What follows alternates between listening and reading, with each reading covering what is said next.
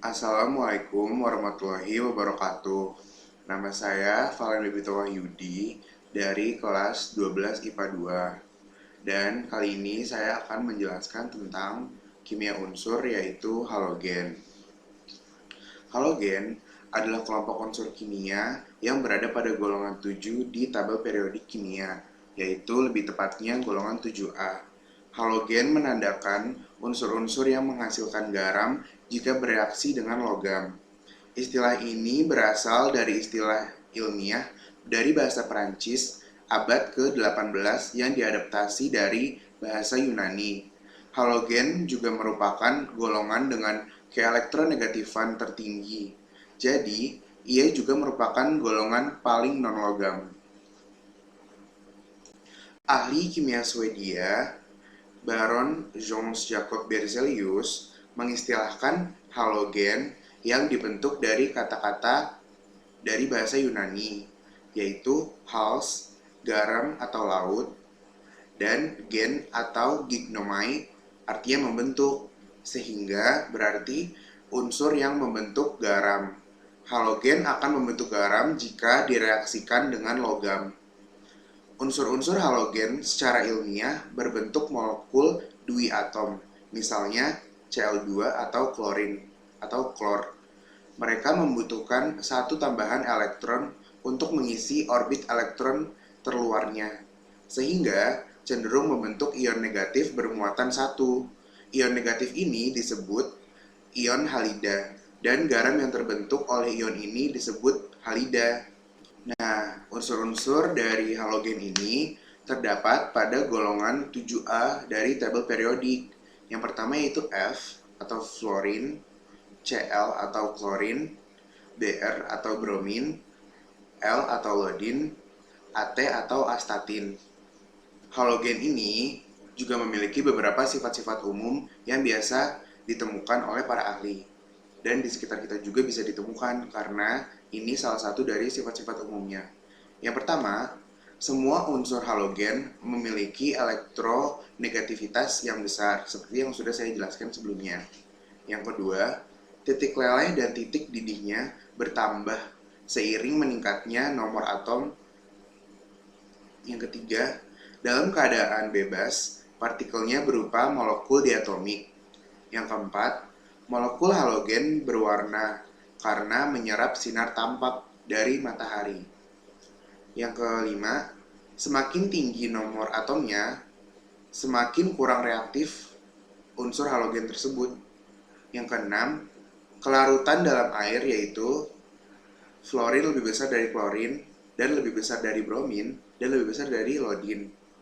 Yang ketujuh, bersifat oksidator yang kuat dengan urutan kekuatan, fluorin lebih besar dari klorin, dan lebih besar dari bromin, dan lebih besar juga dari lodin.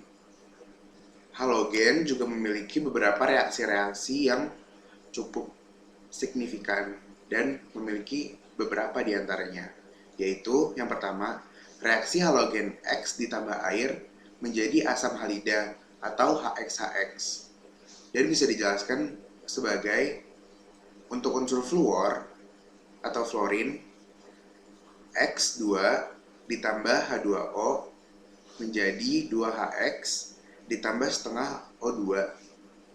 Dan kalau untuk halogen selain fluorin, yaitu X2 ditambah H2O menjadi HX plus HXO. Yang kedua, yaitu reaksi logam ditambah halogen, yaitu 2L plus NX2 menjadi 2LXN. Nah, N ini yaitu valensi dari logam tersebut yang akan ditambahkan dalam halogennya. Reaksi yang ketiga adalah reaksi dari halogen ditambah hidrogen, yaitu bisa dijabarkan sebagai H2 ditambah X2 menjadi 2HX. Reaksi yang keempat yaitu reaksi halogen ditambah halogen jadi H2. Nah, reaksi ini dapat terjadi jika halogen yang bernomor atom lebih besar dalam larutan atau biasanya berbentuk ion. Istilah yang dipakai adalah reaksi pendesakan antar halogen, makanya dinamakan dengan reaksi halogen ditambah halogen. Nah, untuk unsur halogen ini banyak sekali kegunaannya dalam kehidupan sehari-hari yang bisa kita temuin di rumah atau di sekitar kita. Karena emang ini lumayan banyak ditemukan kan. Nah, di sini saya akan menjelaskan tentang unsur-unsur kegunaan dari unsur-unsur tersebut. Yang pertama adalah unsur fluorin, yaitu kegunaannya sebagai polimer dari teflon. Teflon yang biasa buat masak di rumah, yaitu bisa dilambangkan dengan Min CF2, Min CF2, Min N.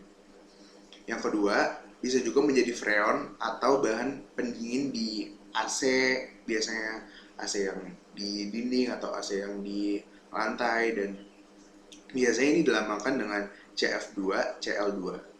Nah, bisa juga fluorin ini bisa juga digunakan menjadi pengawet kayu. Nah, biar kayunya itu terlepas dari gangguan-gangguan serangga ataupun rayap. Dan ini biasanya dilambangkan dengan NaF. Dan unsur fluorin ini juga biasanya bisa diubah menjadi garam fluorid namanya. Dan garam fluorid ini bisa untuk diolah menjadi pasta gigi. Nah, pasta gigi ini digunakan pasti kan buat mencegah kerusakan gigi dong, dan itu juga salah satu kegunaan yang sangat penting. Nah, untuk unsur yang kedua yaitu klorin. Nah, klorin ini banyak banget kegunaannya yang bisa kita temuin di sekitar kita. Karena yang pertama itu bisa digunakan dalam industri plastik atau PVC, plastik PVC. Yang kedua juga bisa menjadi insektisida atau DDT. Biasanya ini untuk yang di tanaman atau yang obat pengusir serangga dalam rumah. Klorin ini juga bisa digunakan menjadi bahan pemutih atau yang biasa kita sebut bleach atau bleaching untuk bahan tekstil, yaitu bisa dilambangkan dengan NaClO. Dan klorin ini ternyata bisa juga digunakan sebagai bahan peledak dan korek api, juga kembang api, dan ini biasanya dilambangkan dengan KClO3. Nah, klorin ini salah satu bahan atau kegunaan yang pasti semua orang ada, dan itu adalah garam dapur dan bisa dilambangkan dengan NaCl. Klorin ini juga bisa digunakan menjadi pupuk untuk tanaman yang biasanya dilambangkan dengan KCl. Untuk unsur yang ketiga yaitu bromin. Bromin ini juga lumayan banyak kegunaannya, yaitu sebagai obat penenang saraf yang biasa dilambangkan dengan NaBr. Bromin juga bisa digunakan untuk beberapa prosesi fotografi yang biasanya dilambangkan dengan AgBr. Bromin juga bisa digunakan menjadi desinfektan atau fumigan yang biasa digunakan kalau ingin bercocok tanam dan tidak ingin tanamannya berjamur atau dimakan serangga atau cepat layu. Dan buat anak-anak motor atau anak mobil yang mengerti hal tersebut pasti nggak jauh-jauh dari yang namanya bahan anti knocking pada bensin. Nah, itu tuh berasal dari bromin juga, campuran dari bromin. Nah, dan lambangnya adalah C2H4Br. Untuk unsur yang keempat yaitu lodin. Lodin biasanya juga bisa ditemukan dalam antiseptik yang bisa untuk tangan atau untuk penggunaan dalam. Dan lodin juga ditemukan untuk menguji data amilum pada suatu bahan. Dan yang terakhir kegunaannya adalah untuk membuat hormon kelenjar gondok atau NAL. Nah, sebagai kesimpulan, bisa disimpulkan dengan dalam sistem periodik unsur, halogen merupakan golongan yang berada pada golongan 7, yang pada versi tabel periodik lama itu yaitu golongan 7A yang mempunyai elektron valensi 7 pada kulit. Kelompok ini terdiri dari fluorin, klorin, bromin, lodin, dan juga astatin, dan unsur lainnya yang belum ditemukan. Golongan halogen merupakan golongan yang sangat reaktif menangkap elektron, yaitu bisa disebut dengan oksidator.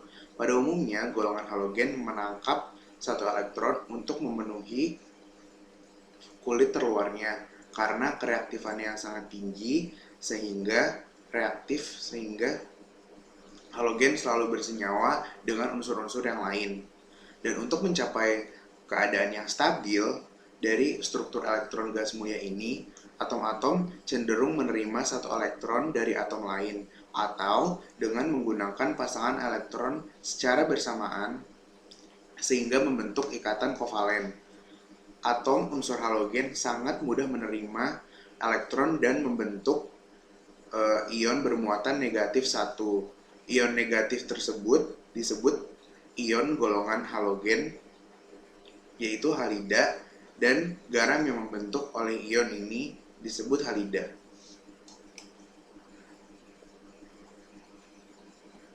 Dan sifat keelektronegatifan halogen senantiasa berkurang seiring dengan bertambahnya jari-jari atom. Mungkin cukup segitu saja penjelasan dari saya mengenai kimia unsur halogen. Semoga bermanfaat. Wassalamualaikum warahmatullahi wabarakatuh. Terima kasih.